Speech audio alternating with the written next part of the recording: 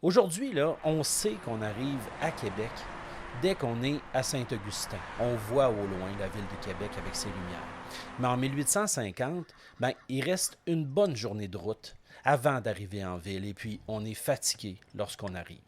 Je vais vous faire ici un portrait de ce par quoi on passe en 1850 pour arriver sur la place d'Armes, près de l'actuel château Frontenac, ou pour le voyageur des années 1850, carrément au bâtiment actuel du Centre Info Tourisme de Tourisme Québec, un ancien hôtel de luxe. Saint-Augustin maintenant, cette petite ville-là, aux portes de Québec, vers 1850, c'est un des derniers arrêts sur le chemin du roi avant d'entrer dans la ville de Québec. On arrive généralement du poste des Écureuils, qui s'appelle aujourd'hui Donnacona. Donc on appelle Saint-Augustin la halte de Saint-Augustin. L'hiver, c'est un relais obligatoire pour faire reposer les chevaux. Le chemin du roi suit la bâture à cet endroit-là. En hiver, d'après évidemment Adolphe de Puyebusque, c'est difficile d'emprunter ce chemin-là sur le bord de l'eau, malgré que c'était possible. Et on pouvait aller à Québec vraiment sur le bord du fleuve. Alors l'autre possibilité, la plus pratique, c'est d'emprunter l'actuel tracé de la route 138. C'est un tracé qui existait depuis le début du 19e siècle et qui servait de chemin régulier pour aller à Montréal. On emprunte donc ce tracé-là qui va nous mener à croiser l'actuel rang Saint-Ange. Et on poursuit en traversant la rivière du Cap-Rouge. Je ne peux pas dire s'il y avait un pont à ce moment-là ou si on y allait à gué, mais en hiver, généralement, on passe sur la glace. Le tracé de la 138 en 1850, ça s'appelle le chemin de Champigny. Aujourd'hui, il est possible d'emprunter l'ancien tracé, si on est curieux un petit peu. Après avoir passé la rivière Cap-Rouge, il faut tourner à droite sur la rue Champigny-Ouest, puis on revient par la suite sur la 138, qui s'appelle aujourd'hui le boulevard Wilfrid Hamel à cette hauteur-là. Et plus loin, à gauche, on tourne sur la rue de Champigny-Est. On est certain, à ce moment-là, d'avoir reproduit l'ancien tracé le plus fidèlement possible, bien sûr. Là, on arrive à l'ancienne Lorette. Ça existait à ce moment-là. On est sur la route de l'aéroport. Dans le récit, moi, je disais que Adolphe de Puyebusque avait été dormir à l'ancienne Lorette, mais si on part le matin de Saint-Augustin, on va continuer. Alors, le chemin de l'aéroport, ça s'appelait vraiment pas comme ça à ce moment-là, évidemment. C'était le chemin de la Suette.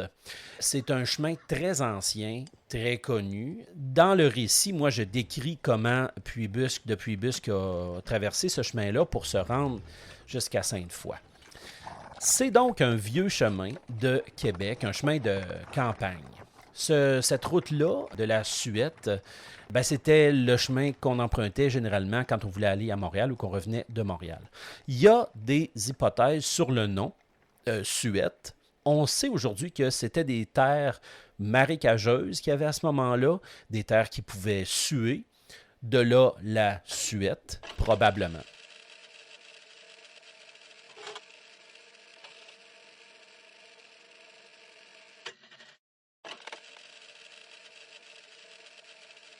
C'est un chemin venteux, dangereux en hiver, pour rester pris, bien sûr. Alors, le chemin, lui, il menait vers une montée jusqu'au plateau de Sainte-Foy, jusqu'au chemin Sainte-Foy. Aujourd'hui, les autoroutes puis les parcs industriels passent sur l'ancien tracé. Il reste un petit bout du chemin qui est devenu une rue moderne avec des bungalows.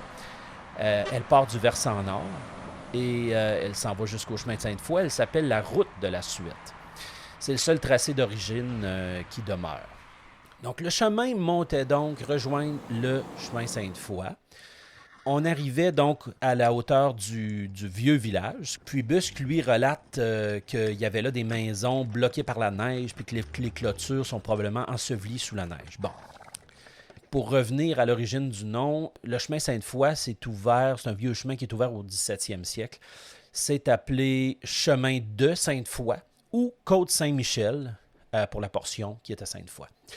Si on continue un petit peu plus loin, il y avait là l'auberge Hugh Glover. Depuis 1818, C'est au numéro 2095 sur le chemin Sainte-Foy. Aujourd'hui, la résidence est toujours un bel exemple des demeures typiques de l'époque. C'est situé entre l'Université Laval et la Côte Saint-Sacrement. C'est à peu près à mi-chemin entre les deux. C'était donc un des lieux de repos qu'on avait sur le chemin, de restauration. Donc, il y avait quelques lits, quelques chevaux aussi disponibles à cet endroit-là. On poursuivait en passant devant l'actuel monument des Braves. En 1850, il n'y a pas ce monument-là. Mais ça va venir, ce monument-là, après une découverte en 1855, une découverte historique de restes de soldats qui sont morts durant la bataille des Plaines d'Abraham. Et alors là, on a une idée de commémorer cette bataille-là, d'en faire un éventuel monument. De là, le monument du Parc des Braves. On poursuit donc vers l'est. On est toujours en campagne. Il y a des maisons ici et là. Et il y a même quelques villas, des grosses demeures pour les personnes plus aisées. Et à partir de là, on est dans l'actuel quartier Montcalm. En 1841, il va y avoir une entreprise qui va être créée qui s'appelle la Compagnie des chemins à barrière de la Rive-Nord. Cette compagnie-là s'occupe d'entretenir et de macadamiser le chemin Sainte-Foy, c'est-à-dire de le rendre pavé.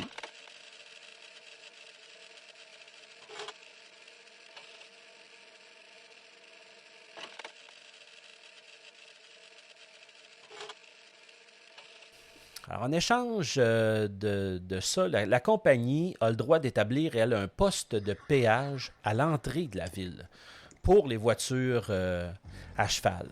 Sur le chemin Sainte-Foy, la barrière de péage est installée à l'entrée de la ville de Québec à ce moment-là, c'est-à-dire à l'actuel centre Lucien-Borne, l'avenue de Salaberry. Donc, c'était la limite du territoire de la ville de Québec. Le chemin de Sainte-Foy se poursuit donc pour quelqu'un qui veut entrer dans Québec sur la rue Saint-Jean, qui est dans le faubourg Saint-Jean à l'époque.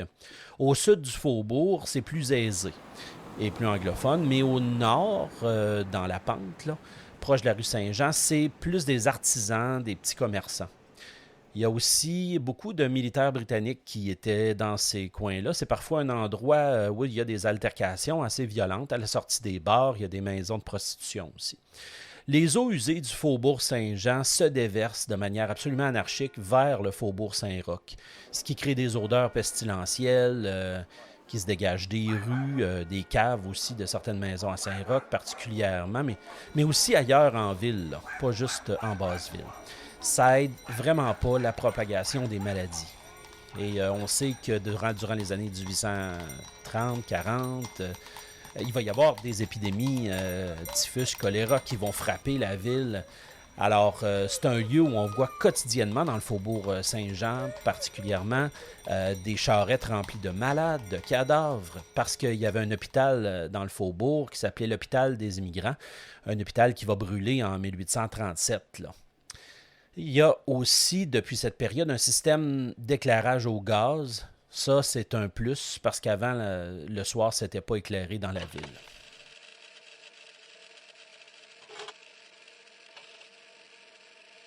À ce stade-ci du voyage, quand on est dans l'intramuros, on peut prendre plusieurs chemins pour se rendre à Place d'Armes.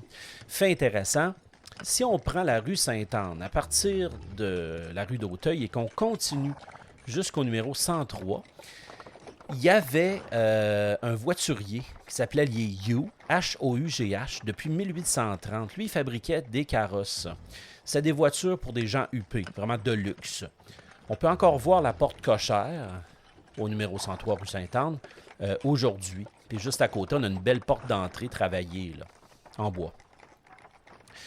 On a donc une idée, en regardant cette maison-là, une maison typique de l'époque, à l'intérieur des murs. À titre d'information, en 1845, cette compagnie-là, des Hough, s'occupe du service de transport en commun à Québec. Le Québec and Cap-Rouge Omnibus. C'est une voiture à plusieurs places qui fait le trajet de la place d'Armes à Cap-Rouge 3 fois par jour. Un fait plus sombre, en 1852, la compagnie Hough s'occupe de la poste royale aussi entre Québec et Montréal. Et on raconte qu'un de leurs cochers, John Thompson, lors d'un trajet de Lorette à Québec, Il faisait particulièrement froid, on parle de dans les moins 40, là, quelque chose comme ça. Le soir, le cheval s'est présenté à l'écurie à l'heure prévue, mais le cocher, qui tenait toujours les guides, était mort gelé. Petit peu par petit peu, on se rend donc à la place d'Armes. La place d'Armes, c'est la destination ultime. Aujourd'hui, ça porte le même nom, hein, avec le parc et la fontaine. Puis à côté, on a le château Frontenac, c'est un lieu touristique important. Hein.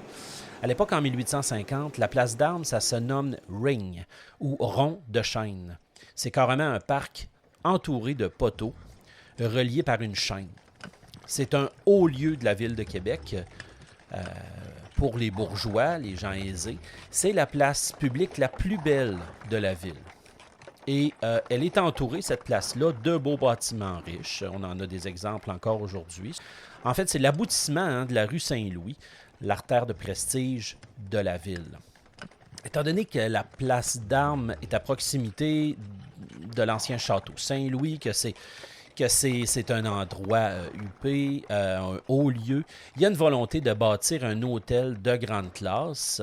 En 1805, au coin de la rue Sainte-Anne et du Fort, on bâtit l'hôtel Union, qui va changer de vocation quelques fois. Et dans mon récit d'Adolphe de Puybusque, ben, c'est là que, à cet hôtel-là, qui s'appelait en 1850 à peu près l'hôtel Saint-Georges, ça va changer plusieurs fois de nom, c'est un monsieur Russell qui possédait ça, ben c'est là qu'il s'arrêtait mon personnage. Aujourd'hui, c'est le centre infotouriste de Tourisme Québec. Et c'est ainsi que se termine le voyage entre Saint-Augustin et la Haute-Ville de Québec à la Place d'Armes en 1850. Si vous êtes intéressé à des vidéos du même genre sur l'histoire de la ville de Québec et sur l'histoire des voyages, je vous invite à vous abonner à ma chaîne Manuel d'Histoire.